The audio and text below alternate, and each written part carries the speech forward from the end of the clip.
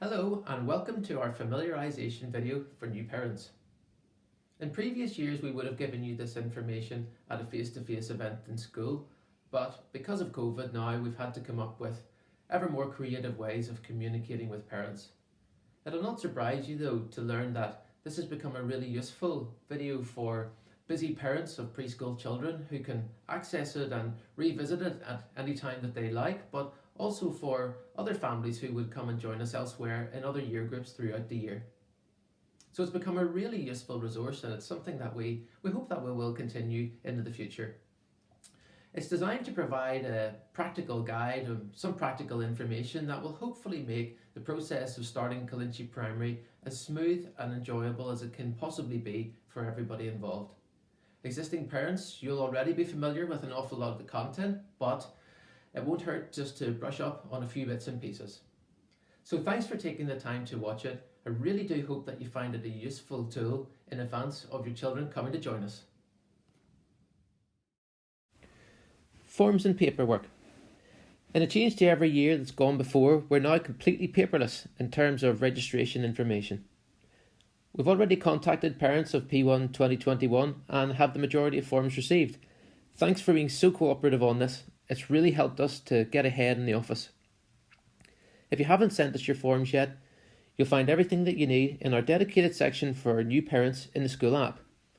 In advance of September, we specifically need you to submit SIMS data collection form, GDPR non-statutory contact permission, GDPR photo and video permissions, permission for us to provide intimate care if it should be needed, and then the preschool to primary transition form. And if your child has any long-term medical or dietary conditions, we also need you to complete an AM1 form, which can also be found on the app in the medications section. People that you'll need to know.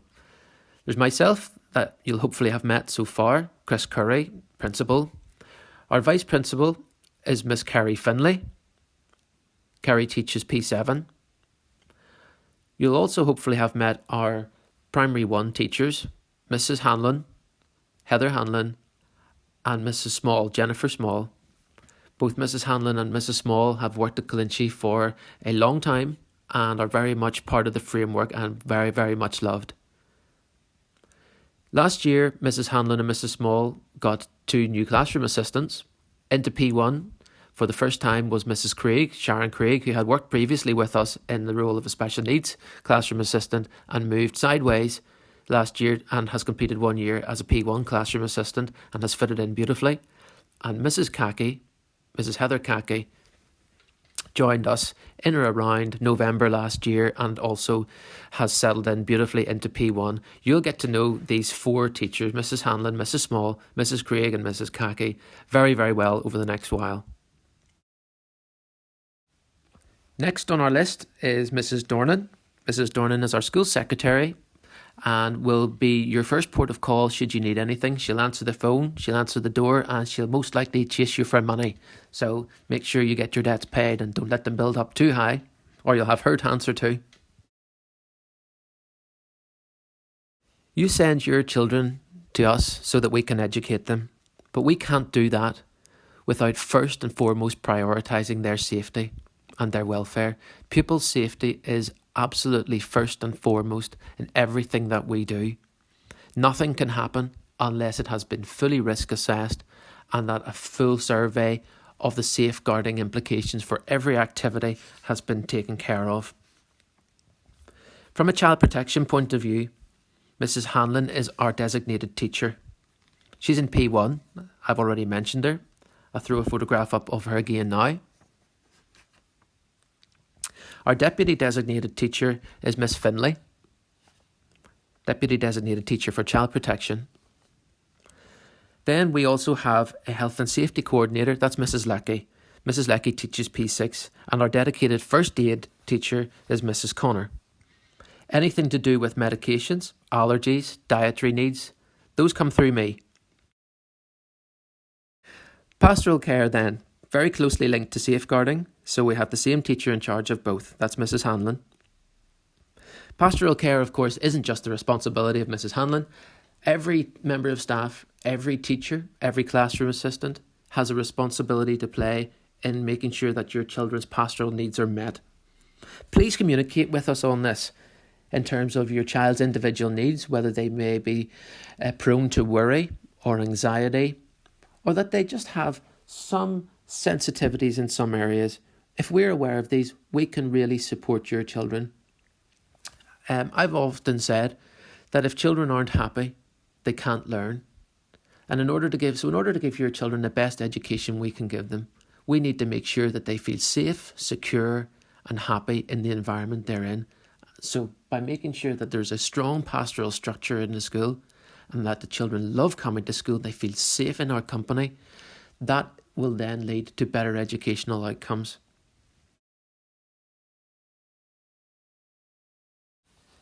So medication, allergies and dietary needs. As I've mentioned earlier on, we have a full administrations of a medications policy, and the appropriate forms that are linked to that policy can be found in the school app. Put simply, long-term conditions, we need a Form 1, complete it through the school app. Short-term administration of a medication, or if you need us to give any medication to your child of any type, that could maybe be an antibiotic or a Calpol or something on more long-term like insulin for diabetes, we always need to have Form 2 for that. Unfortunately, there are strict laws around this, so we aren't really able to give medication without having those forms in our hands.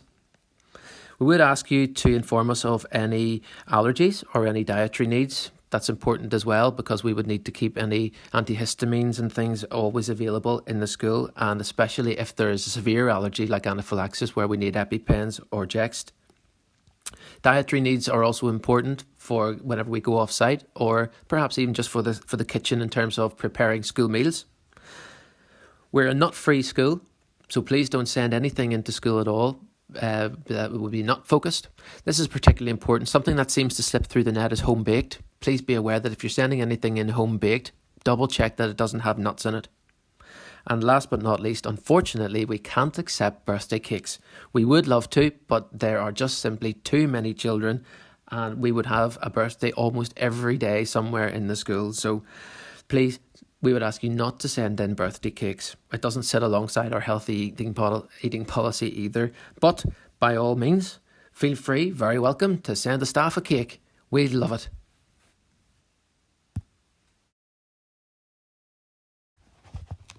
Pupil behaviour. Pupil behaviour at Killinchy Primary School is taken very seriously. There are high expectations of all pupils without exception. Our positive behaviour policy can be viewed within the school app, and it's based around a balance of rewards and sanctions. Mostly rewards, very rarely do we need to give out a sanction, and whenever we do, it's based around a very simple colour code system, a bit like football, rugby, yellow card, red card system. If a child, normally whenever we have an incident where a child would break one of the school rules, simply a warning is plenty. We don't generally have issues with behaviour in Killinchy, so simply talking to a child and reminding them that behaviour isn't appropriate is normally enough. It's normally plenty. On the rare occasion that it's not enough, we may need to give a yellow card. And the yellow card isn't a physical card. It's just a reminder to the child that they've been warned, and it's a caution. And if the child receives another caution inside a 5-day period, a little bit like football or rugby, 2 yellows equals a red, and a red card will result then in a sanction. But if the child keeps the yellow card for 5 days and doesn't reoffend, the yellow card disappears and we're back to a blank slate. But on the very, very rare occasions, we may have to give out a red card, straight red, and again, a bit like football, rugby, it needs to be a pretty bad offence. So we're talking fighting, bullying, that type of thing, straight red card. And on those occasions, parents would be informed that we've had to do it and there would be a sanction imposed on the child. Normally that would be in terms of withdrawing a privilege, or if the child is playing for the football team, maybe being dropped from the football team, or spending some time and removing the lunchtime free play or break time play. There are no hard and fast limits and times in how we do this. It largely links directly to the offence involved and also to how regular the offence has been if the child is a repeat offender. But as we mentioned, it's very, very rare, and it's not something that comes across our table very often. It is important to mention, though, that we do take a very, very firm approach to bullying of any type. It won't be tolerated. But we find that our system in school works very well on a system of mutual respect between the pupils, and also between the pupils and the staff. It's a fair school. We all like coming to work, and the pupils like coming to school. We respect them and they respect us. We don't believe in forcing children to respect us. We believe in earning it, and it works two ways. So I would confidently say that we really don't have too many issues with behaviour in Killinchy Primary School. It's important that all parents have an understanding and are familiar with the site security procedures and processes that we have at Killinchy Primary. Both of our gates, the front gate and the back gate, they're both closed from 9:10 in the morning, and they're normally closed right up until about 1:45 whenever the buses come in, and then they're closed again and they're open until about 2:45 for the buses again. But generally speaking, between 9 o'clock in the morning and 2 o'clock, both of our gates are closed. And if you do need to get in between those times, we ask all parents to ring for entry. Any visitors to the site need to ring for entry. And there's a reason for that. The reason for that is because we have mobile classrooms dotted around the various corners of the site. And those mobile classrooms can easily be accessed from the main gate or from the street without going first through the main building of the school. So we need to make sure that people just can't walk off the street and up to the doors of the classrooms. So for that reason, we ask all visitors to the site to make sure that they ring before entry. The gate isn't locked. It can't be locked for emergency services, so it's more of a visual deterrent, but we just ask all parents and any visitors to ring before they come in. If you do need to come on to into the school building, we do ask all parents to make sure that they sign in. If it's more than, say, a couple of minutes, it's easy to pop in and drop something into the office, or you might need to pop in to see the teacher just for a couple of seconds.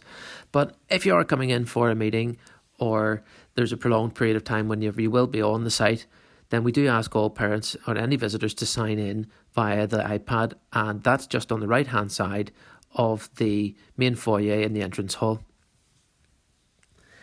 Last but not least then, the car park. Unfortunately, we cannot permit parents to use the car park on a routine basis.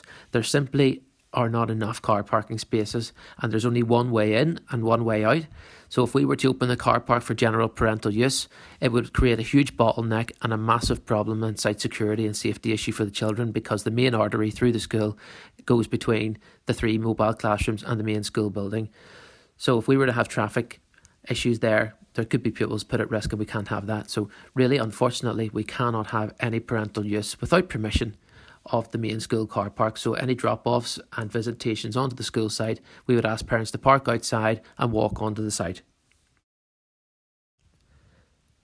Normally at this stage in the presentation, I would tell you a little bit about parental access to the building, which is important, especially at the beginning when your child is just settling into school. You'll be wanting to be accompanying them to the classroom, and they would be showing you where they would hang up their school bag and which one is their peg, and all of those fun things that you would do as a P1 parent.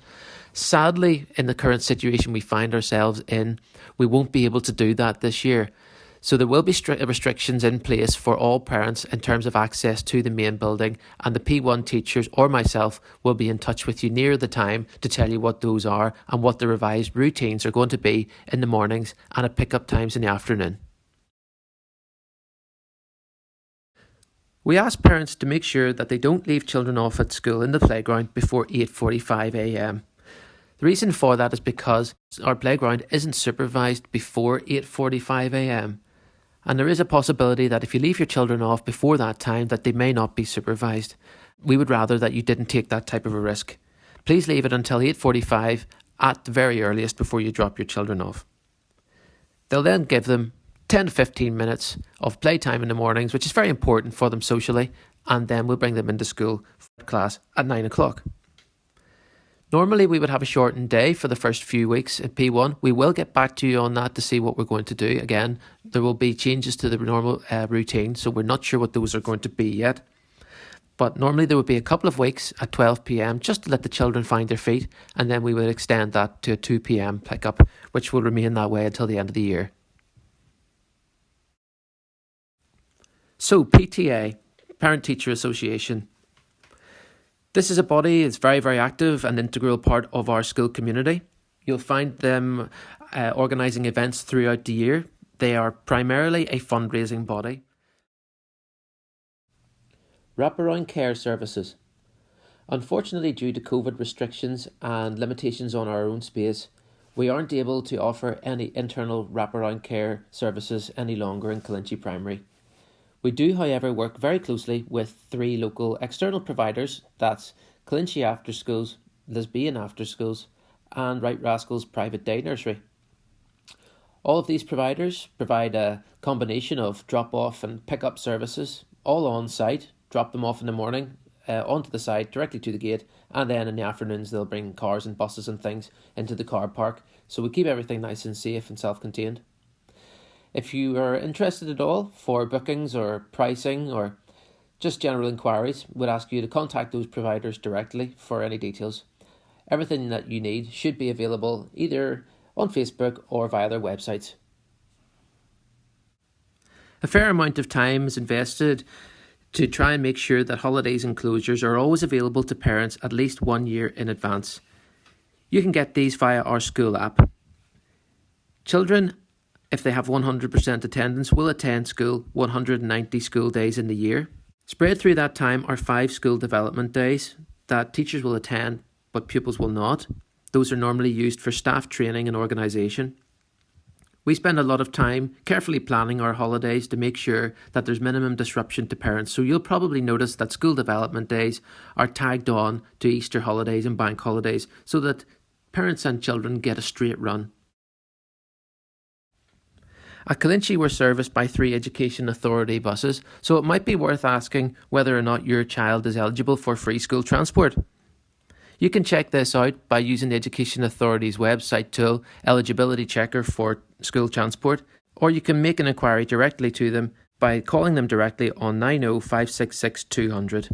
We haven't got any details yet on what the arrangements are going to be for transport, but we do expect that there will be changes in light of the COVID-19 measures for infection control. It's important to point out at this stage that Killinchy Primary has no operational responsibility for school buses or staff. Buses are only available at 2 p.m. and 3 p.m, and if your child is attending an extracurricular club or an after-school club, those seats are not transferable because they're all booked by the Education Authority for the 2 o'clock and 3 o'clock slots. If you're in receipt of universal credit, you may be entitled to free school meals or uniform allowance, maybe both. Wondering if you're eligible? Applications can be made directly to the Education Authority. There's a link for this on our school app. That'll make it nice and easy for anybody to check it out.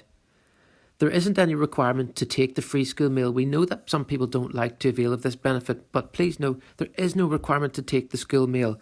But every child who's entitled to free school meals gets us a little extra money in the budget, so it's really worth making the application and finding out if you're eligible, even if you don't plan for your child to take the meals. We do our best to apply our uniform policy consistently. You can download this from our school app. It consists of grey socks or tights for the girls. Boys, we're not too picky on the socks. Black shoes for all children, please. No trainers, although children can bring a pair of trainers into school and they can keep them on their peg for use at break and lunchtime, but we do insist on school shoes, proper school shoes for all the children. A sweatshirt and polo shirt is the only compulsory items of our uniform. Everything else is optional. There are plenty of other items though that you can buy online. A school coat, a scarf, shorts, various items of PE kit, book bags, etc. All of these can be ordered online from Ski and Sports via our school website. If you prefer a walk-in experience, you could go to School Days in Newton Ards. They also stock our uniform. Or you could try Marshall's in Saintfield. Marshall's have only just started stocking our uniform this year. If you would rather buy online but you'd like to try on an item of uniform first, we have a number of size samples in school available. Homeschool communication is absolutely fundamental to a good homeschool partnership. That's why we'll use a whole host of different ways of keeping in touch with you as parents. In 2019-20, we introduced our new school app. The capacity of that is still being expanded. It's been a real game changer for us as a school and we've received fantastic feedback on it. We really hope that you enjoy it and get plenty of use out of it. As we mentioned, the majority of the communication methods that we'll use will be paperless. where possible, and they'll mostly be on emails and texts. We'd ask you to keep your email address and your mobile number up to date so that you don't miss out on anything. Our school website, www.killinchyps.com, will not be updated very regularly. It's more just for a web presence. For actual functionality, we use the school app. On a monthly basis, we'll communicate with you via the monthly bulletin. Then on a weekly basis, we'll send you the Thursday email for anything that crops up in between the monthly bulletins.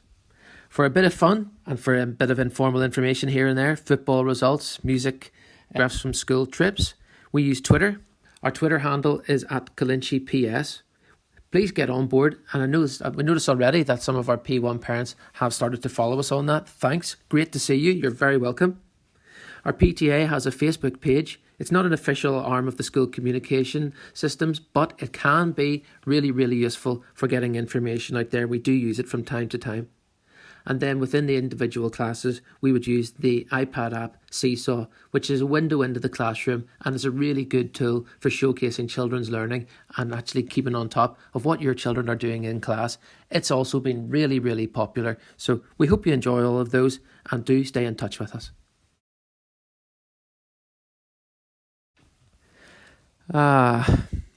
Traffic. It's a well-known problem at Killinchy. Please be considerate to neighbours and residents. Don't park across driveways. Don't park in driveways, please. Pay heed to the signage. There's plenty of it around. Take a moment and read it. Do avoid driving into the bottlenecks if you can. There are two well-known bottlenecks. One of them is in Ardview Park. That's what we would term the back gate of the school. And the other is in Strangford View at the front gate of the school. Both of these are cul-de-sacs, one way in, one way out. And sometimes, if you go too far in there, you could be quite a while before you get out. At the end of Strangford View, there's what we term the hammerhead. The hammerhead is deliberately designed and deliberately put there to allow parents to turn, to drive into the cul-de-sac, to see that there's no car parking spaces, turn safely and drive out again. If you park in that hammerhead, you will be causing quite a significant problem for the drivers coming behind you who will expect to be able to turn. The only way out of that problem is to drive onto the school premises and possibly put children at risk. Please do be considerate and take care in your car around the school. If at all possible, please walk if you can, or park and walk, park from a bit further down the road. And if you really don't mind getting your steps up too much, you might want to park in the community centre. Plenty of car parking spaces there, and it's a gentle 2 or 3 minute walk down to the school from that point. Sometimes you will see parents going in and out of the car park. That's because sometimes there are disability access and parking permits have been issued. There are also parking permits for some of our partnership daycare and after school clubs. That takes quite a lot of traffic off the main road for parents. So, traffic, please do take care. Please be patient. Thanks. So that's all from me. Normally at this point we would ask for questions, so if you do have any questions that you would like to put to us, please use any of the communication methods listed here. Thanks very much for listening, and we'll see you soon. Bye.